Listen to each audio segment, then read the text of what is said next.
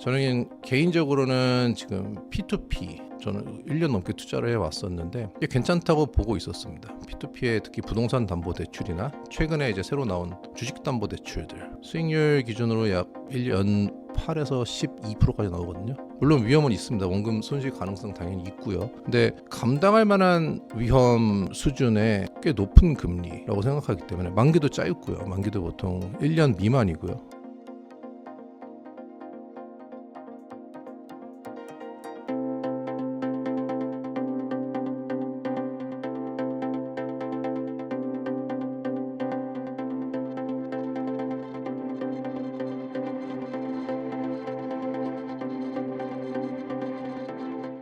지금 시기에 투자하기 좋은 것은 무엇이라고 보시나요? 지금 현재 저는 경제 상황 자체가 좀 잘 안 읽히는 것 같거든요. 미국의 경제 같은 경우는 일단 11월에 대선이 있으니까 당분간은 상승할 수 있을 거라고 보고 있긴 하지만 불확실성이 매우 높아 보이고요. 그리고 특히 이제 앞으로 있을 금리 인하의 시점 어떻게 영향을 미치느냐도 되게 불안하긴 하고요.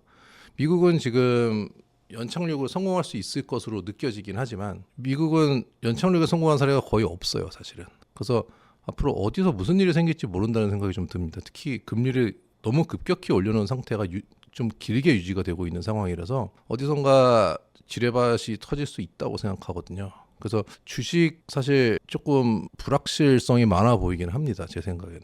그리고 부동산의 경우에는 이제 주거용 부동산이야 좀 성격이 좀 다르니까 상업용 부동산 시장이 아주 좋아 보이지는 않아요. 특히 이제 프로젝트 파이낸싱 관련해 갖고 망가지는 딜들이 많아지고 강남에 있는 개발하고 있었던 것들도 건물 못 올라가고 있는 것도 굉장히 많이 보이거든요. 자금 조달의 문제가 좀 있고 프로젝트 파이낸싱이라는 자체가 좀 지금 매우 안 좋은 상태로 긴 시간 유지되고 있어서 가격 상승 얼마나 볼 수 있을지 잘 모르겠습니다. 자본 환원율 우리가 캐피탈라이제이션 레이트라고 하는 자본 환율로 계산을 해봤을 때 수익률이 높지가 않아요. 부동산은 보유하고 있는 수익률 자체는 목 좋은 자리는 3%가 넘어가기 힘든 것 같아요. 가격 상승에 대한 기대를 많이 안 한다면 과연 지금 투자할 만한 타이밍인가 하는 의문이 좀 있고요.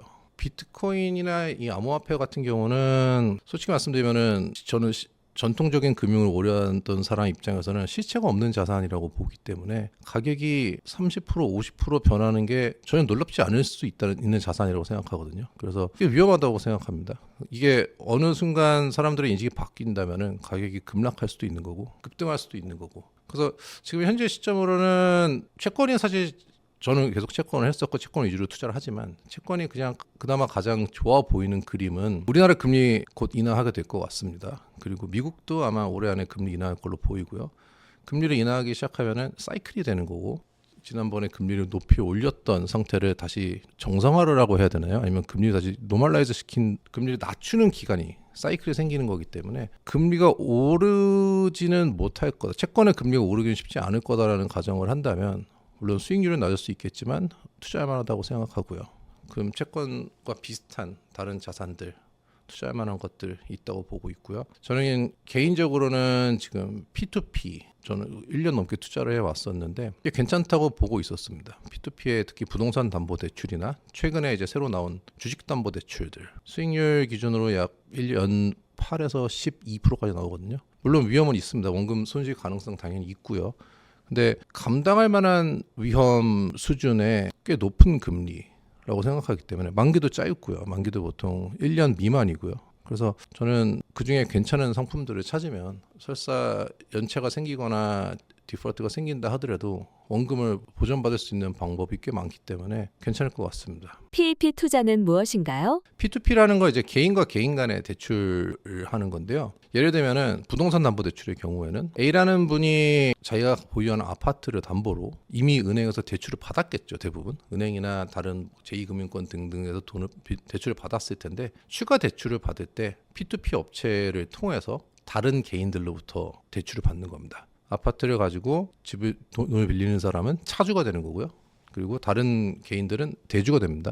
근데 이 중간에 플랫폼 회사들이 있어가지고 그래서 그 플랫폼 회사에서 이와 같이 돈을 빌리려는 사람들을 모집을 하고요. 그리고 투자하는 사람들을 모집을 해서 둘을 매치시켜 주는 겁니다. 근데 이게 지금 현재 생각해 보시면 은행에서 대출을 받을 수 있는 금액이 LTV 기준으로 50%가 넘기 힘든 상태에서 그 이상을 넘어가는 부분에 대해서 대출을 많이 받게 되고요. 주택담보대출을 받는 게 이제 어느 지역에 있는 집이냐 아니면 벌써 대출 받은 금액이 얼마냐 등등에 따라서 대출을 추가로 받지 못하는 경우가 많은데 그 이후 물론 이제 P2P 대출은 당연히 후순위고요. 은행 대출에 대해서 후순위가 될 거고요.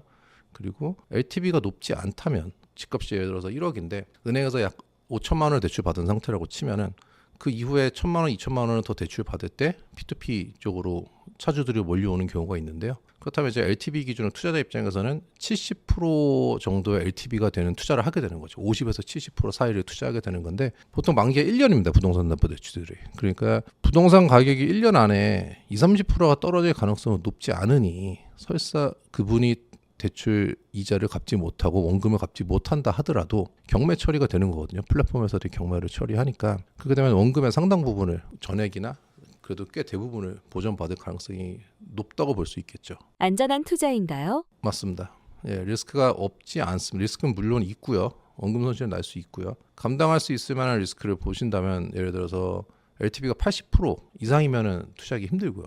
저는 이제 70% 이상도 잘 안 보고요. 근데 보다 보면은 괜찮은 상품들도 많아요. LTV가 30% 미만이 되는 경우도 많아요. 40% 미만, 30% 미만이 되는 경우도 많고 담보 물건도 저는 보는데요, 당연히. 강남에 있는 아파트들, 서초에 있는 아파트들 나오는 경우가 많습니다. 강남에 있는 무슨 들어보면 알만한 그래도 서초에 있는 서초 레미안 같은 담보로 나오는 경우도 있고요. 그 레미안이라는 아파트 가격이 LTV가 3, 40%밖에 안 된다면은 1년 안에 서초 레미안 가격이 50%가 떨어지지 않으면은 저는 적어도 원금은 보전받을 수 있다는 얘기니까.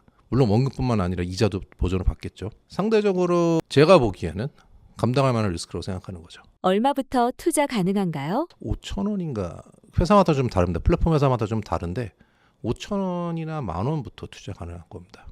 개인적으로 한도들이 있어요. 근데 투자 가능 한도가 또 있어요. 그게 이거 업데이트가 좀 덜 됐는데 아마 5천만 원으로 알고 있습니다. 투자 가능한 금액이. 근데 이거를 저 같은 경우에는 법인을 만들어서 법인으로 투자하게 되면 투자 한도가 없어질 거고요. P2P 같은 얘기를 드리는 이유는 일단 우리가 자금이 모여 있을 때 은행에 그냥 넣어놓게 되면은 저도 정기예금도 당연히 현금 돌리는 차원에서 돌리긴 하지만 정기예금을 돌리면은 매우 안전하죠. 그래서 은행이 부도나는 경우는 흔치 않으니까 우리나라에서는 아마 예상하기 힘든 상황이니까. 근데 뭐 3개월, 6개월, 12개월 정기예금 돌리게 되면은 3%대 초중반 받을 거란 말이에요, 지금.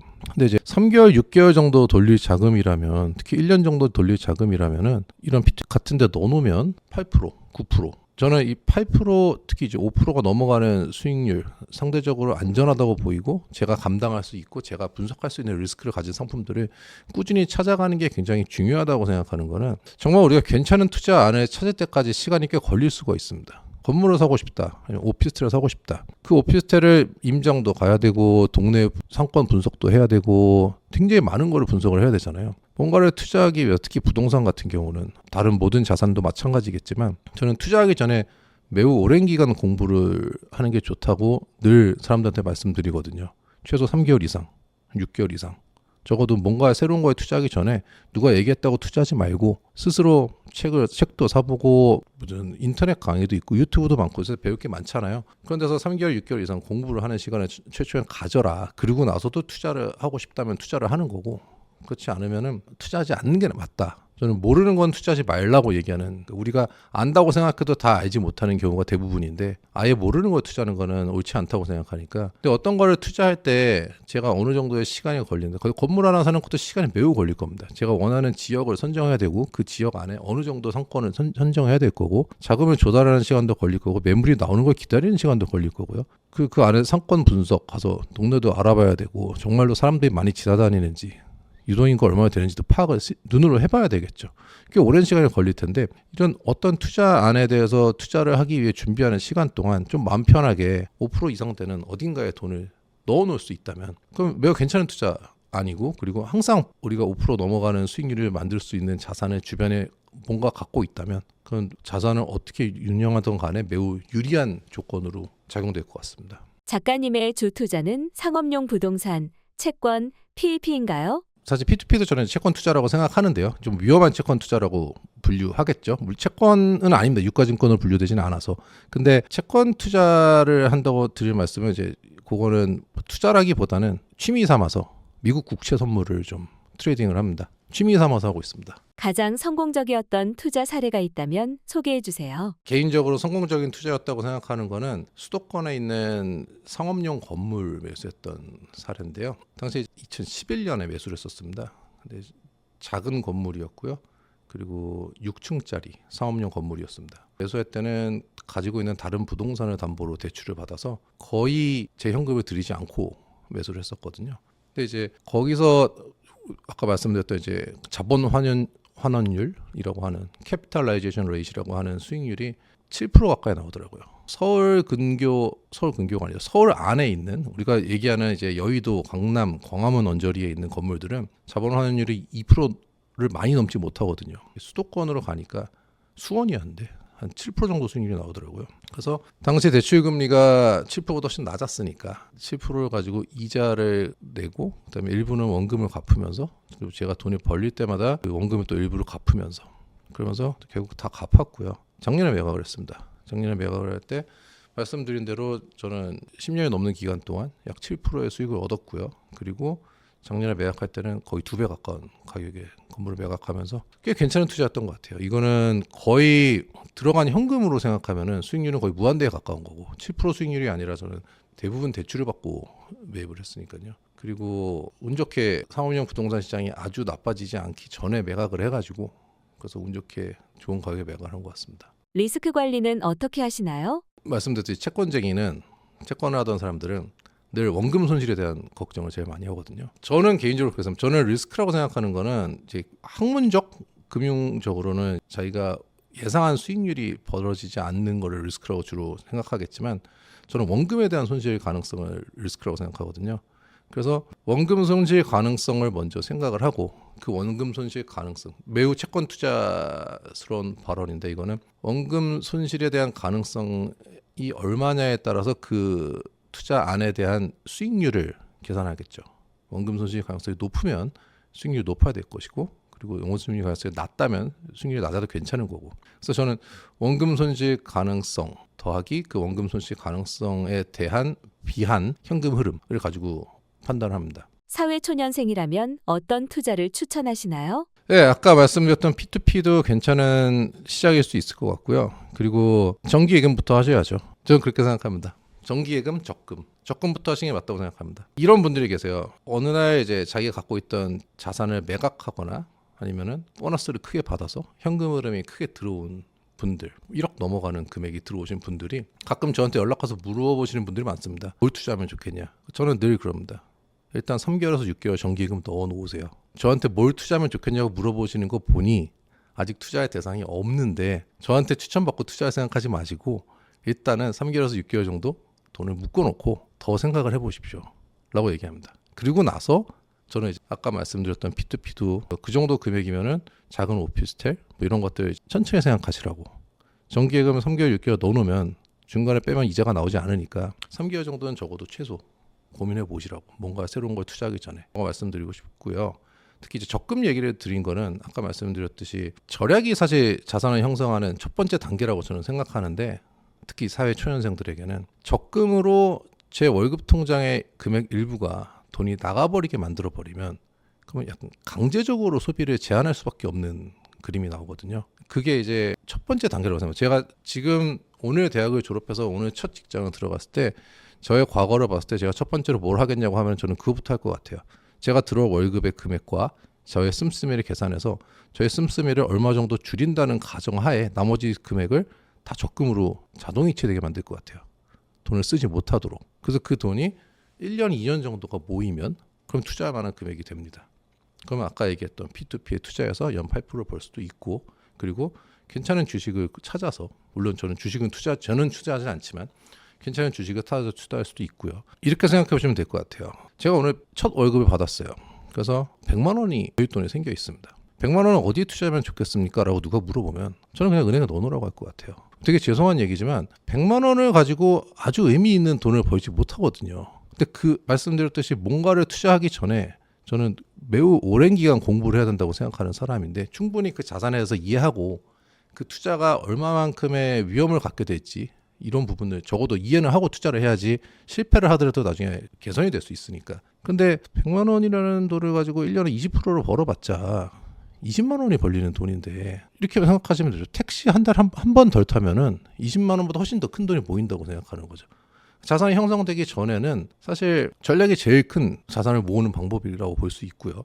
그리고 금액이 아주 위험한 자산에 투자한다고 하면은 그다음 500에서 1000만 원 정도 되면 그러면은 조금 의미 있는 수익을 얻을 수도 있겠죠.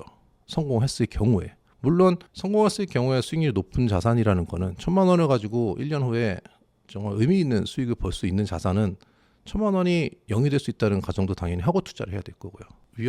수익이 높으면은 위험이 높죠. 의미 있는 수익을 위한 시드는 얼마가 적당할까요? 저희가 생각하는 투자 대상에 따라 다를 것 같은데요. 꽤 위험한 자산, 주식이나 이런 쪽으로 투자를 하실 거라면 말씀드렸듯이 한 1000만 원 정도만 넘어가도 좀 투자를 해볼 수 있을 것 같고요. 부동산으로 가려면은 5천에서 1억 이상은 돼야 될 것 같고요. 그 사이에 어딘가 금액일 것 같습니다. 투자를 하면서 가장 힘들었던 시기는 언제였나요? 코로나 때였죠. 상업용 부동산에 투자를 하니까 영업이 힘들어지니까 가장 힘들었었습니다. 어떻게 극복하셨나요? 극복을 하진 못했고요. 현금을 태웠죠. 현금을 태웠고 버텼고 그리고 코로나가 끝나서 극복을 하게 됐죠. 지금 상업용 부동산 투자 괜찮을까요?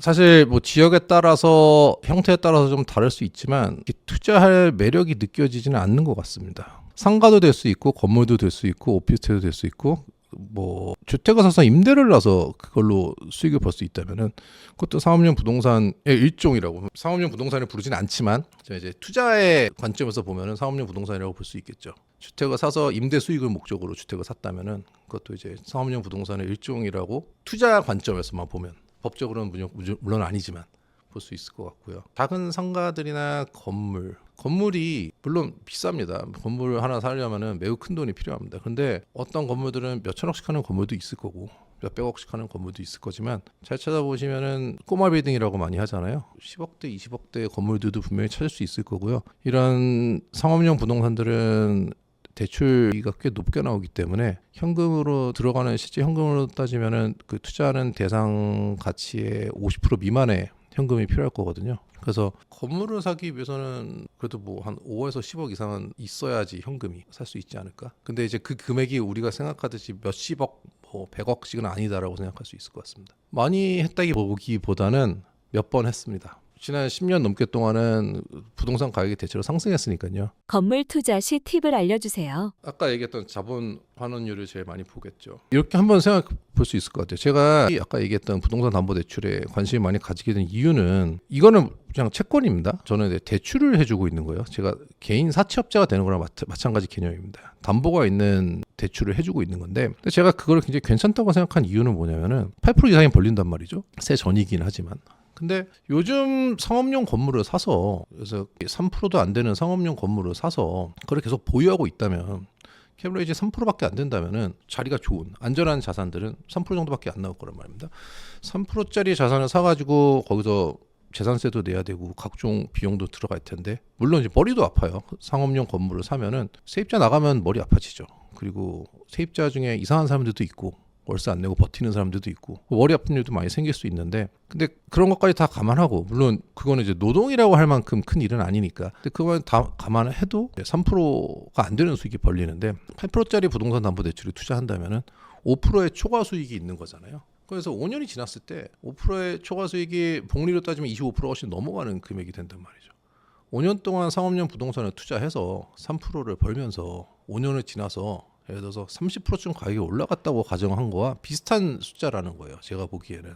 그래서 이제 8이라는 숫자가 저는 매우 기준으로 생각하는데, 8%가 넘어가는 뭔가를 찾는다면 지금은 상업용 부동산을 사는 것보다 그런 자산들을 담는 게 더 괜찮지 않을까라는 생각을 하는 거예요.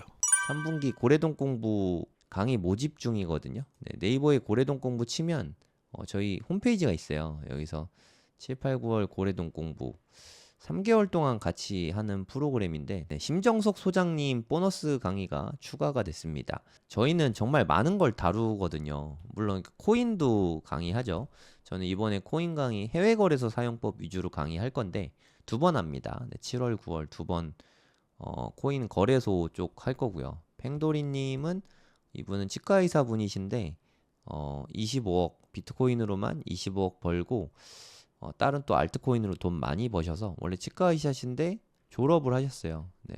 파이어족이시죠. 그래서 이제 뭐 시간 많다고 언제든지 불러달라고 뭐 그러시더라고요. 그래서 저희가 또 모셨습니다. 너무 폭발적인 반응이었어가지고 같이 코인 공부도 하고요. 그리고 부동산, 부동산 요즘에 난리지 않습니까? 부동산.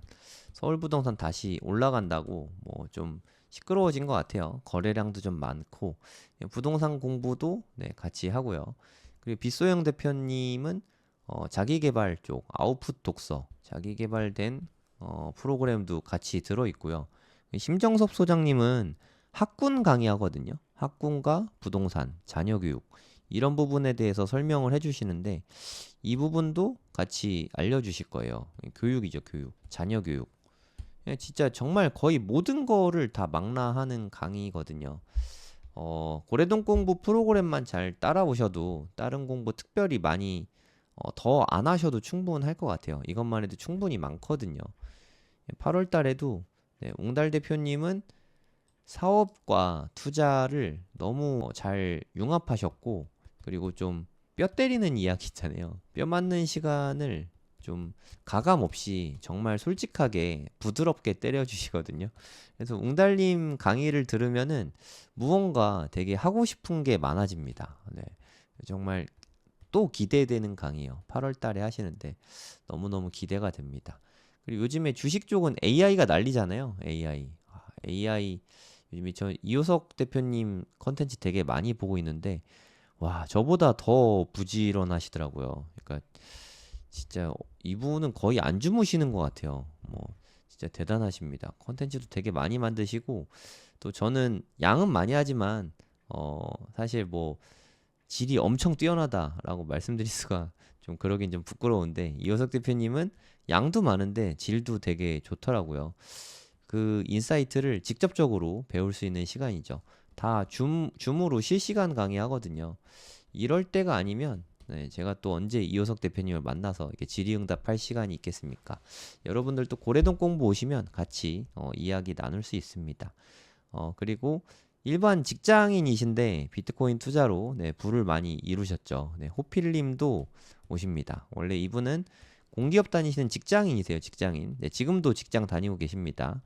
직장인 분들이 가장 좀 좋아하는 강의죠. 가장 현실적인 강의고, 보통 다른 분들은 사업이랑 같이 하니까 네, 현금이 원래 많아서 잘 됐을 수도 있잖아요. 근데 호필님은 직장인으로 정말 조금씩 조금씩 늘 모아가지고 그걸로 힘들게 처음에 1억 모아서 투자한 이야기도 들려주시고 했는데 정말 눈물 나는 투자 끝에 네, 지금 좀 성취를 많이 이루셨죠. 네, 그래서 앞으로 이제까지 해온 것과 앞으로 어떻게 해야 되는지 이런 부분들에 대해서 아주 상세하게 말씀해 주실 거예요.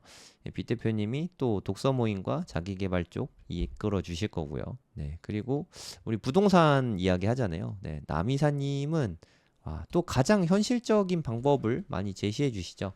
지난달에 보너스 특강으로 남이사님이 나와서 강의해 주셨는데 정말 열광의 도가니였어요. 강의 자체도 너무 재밌고 현실적이고 그래서 이제는 진짜 현실적으로 부동산 투자를 어떻게 해야 되는지 가르쳐 주겠다 하면서 끝났거든요. 네, 그 후속편이 이제 9월 달에 남이사님이 강의를 해주십니다.